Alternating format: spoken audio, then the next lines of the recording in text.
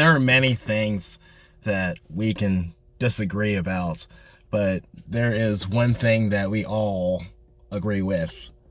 We are in a mess.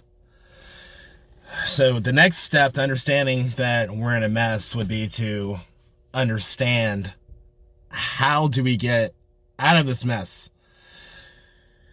And how did we get here? So I can go ahead and jump to how do we get here.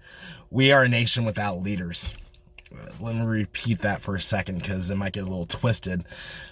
We are a nation without leaders. We have a lot of folks in leadership positions, but we don't have any leaders. Now, I know the next step would be either for you to reject this or to just simply say we were fine before 2016, but that would be a lie.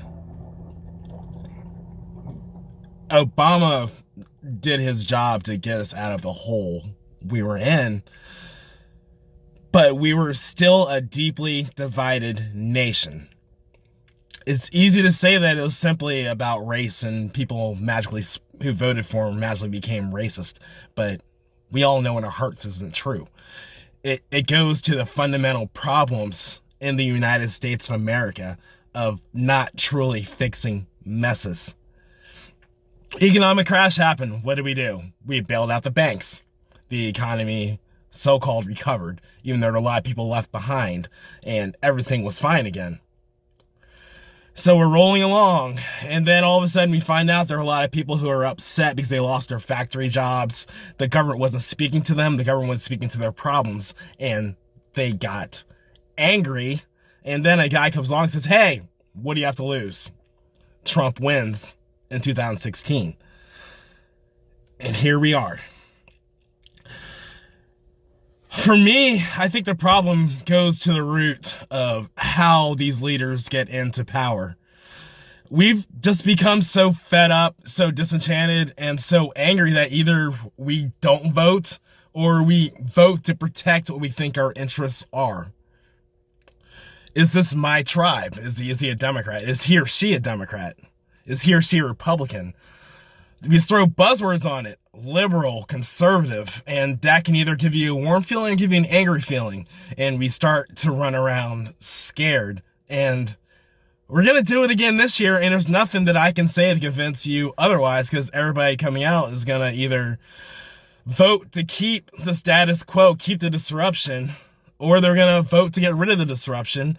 And third parties, they don't have a shot. I'm sorry, I'm going to say it. They don't have a shot. We're this far in, this close to the election, and they're only looking at maybe 2%. I mean, even Kanye got 2% without even going through the work of getting on the ballots or anything. And then Kanye finally comes out and starts talking about real issues, and we just run around and say, oh, he's crazy. I'm not going to listen to the word he says because he's crazy. But if Kanye got dressed up in a nice suit and had the big Republican behind his back, you'd vote for him. That's right. Many people just simply vote for D or R, and they don't think about what they're going to do. They don't think about the wars to nowhere. I mean, we get upset when troops die, but how are we going to stop it? No matter if it's Biden or if it's Trump, we're still going to be the world cop. We're still going to be causing havoc. We're still going to be forcing countries to do things that they don't necessarily want to do because we're America and you should be like us. I mean, who wants to be like us right now? Look at Europe. Europe went through the same pandemic that we went through, and they're opening stuff up. Their numbers are down, and we're just... And it was comforting seeing our president come out and join the rest of the world and saying, hey, we're going to do this now, instead of just saying it's a hoax or attacking people. We can do better, but we don't want to do better. We want to do the same stuff. We want candidates that excite us. We want candidates to say everything we want to hear. We don't want to talk about the deficit. We don't want to talk about money paying back. You know what that sounds like? It sounds like giving a teen a credit card with a $100,000 limit on it. They spend it, and then all of a sudden, they're not paying it back, and no one is making them pay it back. I mean, the numbers on a deficit now, It's not even plausible anymore. We have to start making up new numbers soon because we just keep spending and spending and spending. And now with COVID, you got to keep spending and spending and spending without a plan to pay the money back. So what are we going to do? I know what we're going to do this year. But what we can do is to start paying attention. When someone comes out with an idea, a third-party candidate, and they list all their issues, and you're like, oh, I like that, I like that, I like that, I like that, but I'm scared of so-and-so. Ask yourself why you're doing it. And then when stuff hits the fan and you're mad, ask yourself how and why that happened. See, this is where we need to go. It's not just America, it's happening all over the world.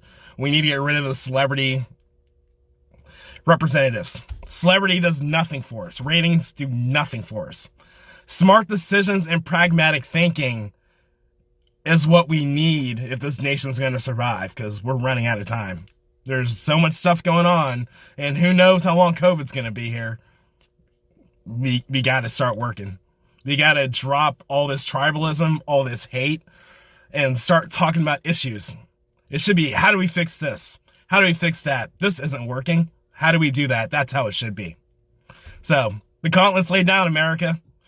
Next week, I'm going to jump into candidate profiles, and I'd like some conversation instead of just shutting it down when you see it's not Trump or Biden, and whether should I attack this or should I support it.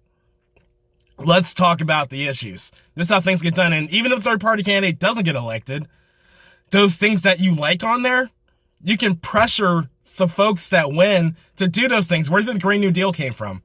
That didn't come from Democrats. It came from the Green Party.